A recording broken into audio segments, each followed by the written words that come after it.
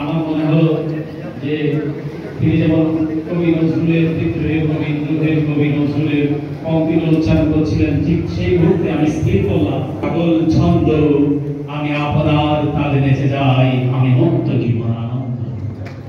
এই মুক্ত পরিবেশে আপনাদের সামনে এসে যখন আমি এরকম একটি পঙ্ক্তি উচ্চারণ করবার জন্য মনস্থির করেছি, ঠিক সেই মুহূর্তে আমার সামনে ভেসে উঠেছে অসংখ্য গুলিবিদ্ধ লাশের চিহ্ন, অসংখ্য মানুষের গুম খুনের আহাজারি, পরিবারের আহাজারি।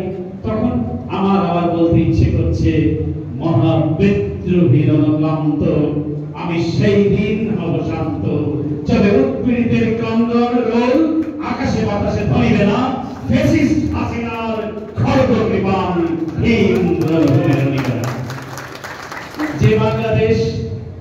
যে বাংলাদেশের অভ্যুদয় ঘটেছিল একটি সশস্ত্র সংগ্রাম এবং বিপ্লবের মধ্য দিয়ে, মুক্তিযুদ্ধের মধ্য দিয়ে, যার চেতনা ছিল বাংলাদেশ একটি বৈষম্যহীন রাষ্ট্র থাকবে, গণতন্ত্র প্রতিষ্ঠা হবে, আমাদের অধিকার আমরা ফিরে পাবো, সেই বাংলাদেশকে কিভাবে এই তাবেদার ফ্যাসিস্ট সরকার 15টি বছর যেভাবে মানুষকে আষ্টে পৃষ্ঠে বেঁধে রেখেছিল, মানুষের অধিকারগুলোকে, মানুষের বেঁচে থাকা অধিকারগুলোকে, সেটা বলার অপেক্ষা রাখে না। আমি এই দিকে যাবো না, সেটি চর্বিত চর্ম হবে, কারণ আপনারাই সবচেয়ে বেশি ভুক্তভোগী।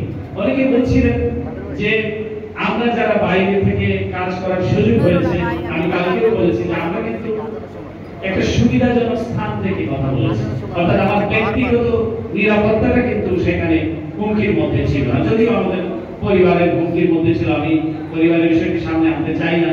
কিন্তু আপনারা যারা প্রত্যেকে বাংলাদেশে থাকা এবং বাংলাদেশের থেকে মুক্ত মতের চর্চা করা, এটি ছিল সবচেয়ে বড় চ্যালেঞ্জ, সবচেয়ে বড় বিরক্ত।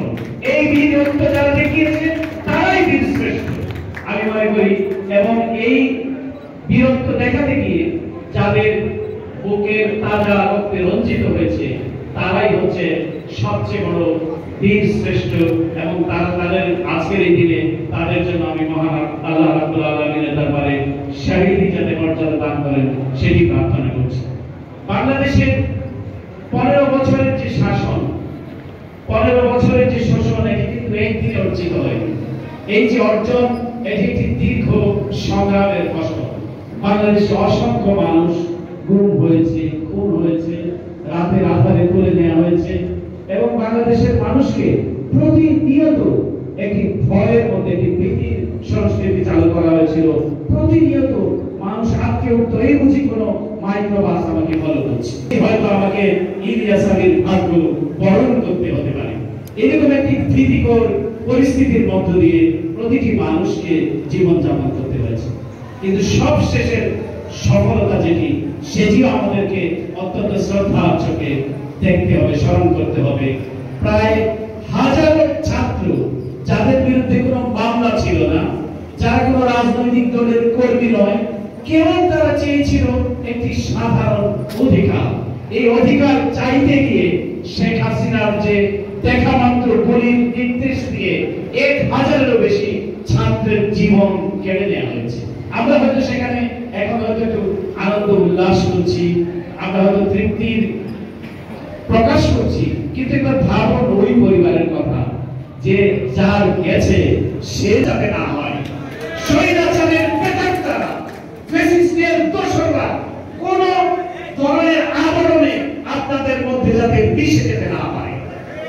ফ্যাসিস্টদের সঙ্গে, স্বৈরাচারের সঙ্গে আপোষ করে বাংলাদেশে মানুষের অধিকার প্রতিষ্ঠা করা অসম্ভব। সুতরাং আবার এটিও মনে রাখতে হবে যে এখানে কার অংশগ্রহণ বেশি ছিল, কার অংশগ্রহণ কম ছিল, এই বিবেকে না যে বাংলাদেশে এখন সবচেয়ে বড় দরকার প্রয়োজন, সেটি হচ্ছে কি জাতীয় ঐক্য। এই ইউনিটি ধ্বংস করবার জন্য প্রতিবেশী দেশ থেকে এই মহিলাটি বসে এবং তার দোসররা বসে নানা ধরনের চক্রান্ত ষড়যন্ত্র করছে। আমি বাংলাদেশের বিভক্ত রাজনৈতিক দলগুলোকে এবং বাংলাদেশের ছাত্র জনতাকে, যারা এই আন্দোলনকে মঞ্চিলে মকসুদে পৌঁছে দিয়েছে, তাদের প্রতি আমি অনুরোধ করব, ইউনিটিকে নষ্ট করা যাবে না। এবং সোসাইটিকে আমরা ইনক্লুসিভ সোসাইটি বলছি, যে পরিবর্তন, যে বৈষম্যহীন সমাজ প্রতিষ্ঠার দাবিতে ছাত্ররা নেমেছে, রক্ত দিয়েছে। সুতরাং সেইখানে কোন ধরনের ভেদাভেদ, দ্বন্দ্ব, কলহ, বৈষম্য রাখা যাবে না। বৈষম্যমুক্ত বাংলাদেশ করতে হবে। আমাদের আচরণগত পরিবর্তনও দরকার। একটি দেশে পরিবর্তন তখনই সম্ভব যখন আপনি আচরণগত পরিবর্তন করতে পারবেন। আপনার নিজের পরিচয়ে পরিচিত হতে হবে। আমি অমুক ভাইয়ের লোক, অমুক ভাই আপনাকে সালাম দিয়েছে, অমুক ভাই দেখা করতে বলেছে। এইসব সংস্কৃতি আপনাদেরকে পেছনে ফেলে নিজের আইডেন্টিটি নিয়ে আমি কি এবং আমি কি করতে পারি সেটা নিয়ে সামনে যেতে হবে। এবং এই যে ফুল দেওয়ার যে একটা প্রবণতা, আমি আসলে কাউকে হার্ট করতে চাই না, তবে এটাও খুব ভালো লক্ষণ নয় যে পরিবর্তনের কথা আমরা চাইছি, যে পরিবর্তনের প্রত্যাশা আমরা করছি। যে আমি একটা ফুল দিয়ে আমি একটা সোশ্যাল মিডিয়াতে দিয়ে দিলাম, কিন্তু ভাবতে হবে এই সোশ্যাল মিডিয়াতে দেখছে আউটসাইডের মা, হয়তো এই সোশ্যাল মিডিয়াতে হয়তো দেখছে রেসিডেন্সিয়াল মডেলের সেই অমূল ছাত্রটির মা, তখন তার মনের কি আকুতি হতে পারে সেটি আপনাদেরকে বিবেচনায় রাখতে হবে। সুতরাং আবেগের বসে, ঝোঁকের বসে আমরা কিন্তু আমাদের বিবেক বোধকে আমরা আমাদের এই যে সহানুভূতি, সহমর্মিতা, সেটাকে আমরা যাতে বিসর্জন না দিই সেটি আপনাদেরকে মনে রাখতে হবে। বাংলাদেশের আজকে আমি বাংলাদেশের মিডিয়া যে অবস্থা দেখছি, যে বাংলাদেশে তারা খুবই এই মুহূর্তে মনে হচ্ছে যে খুব স্বাধীনতা তারা এনজয় করছে, এবং তারা অনেকেই দেখেছি যে খুব রাতারাতি সোশ্যাল মিডিয়ার কথা বলছি, সবাই নয়, তাদের খোলস বদলে ফেলেছে।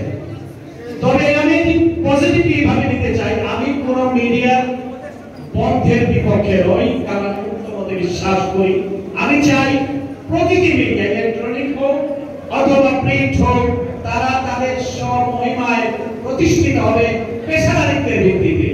যে সমস্ত লুটেরা, যে সমস্ত দুর্নীতিবাজদেরকে শেখ হাসিনা এই মিডিয়াগুলোর লাইসেন্স দিয়েছে, এই মিডিয়াগুলোকে জনগণের মিডিয়া, জনগণের মালিকানা এখানে জনগণের অংশীদারিত্ব প্রতিষ্ঠিত করতে হবে। কোন ব্যবসায়ী মুনাফা লাভের জন্য অথবা তার চোরা কারবারির উইপেন হিসেবে এই মিডিয়াটি যাতে ব্যবহার না হয়। যারা সাংবাদিক আছেন, আমরা জানি আপনাদের অনেকের সঙ্গে যোগাযোগ হতো, যারা ঈদের দিনেও একটু ভালো বাজার করতে পারতেন না, তাদের সন্তানদেরকে একটা বাচ্চাদের জন্য কাপড় কিনতে পারতেন না, কিন্তু তাদের নীতির সাথে, নৈতিকতার সাথে আপোষ করেননি। এখন চাইবে এই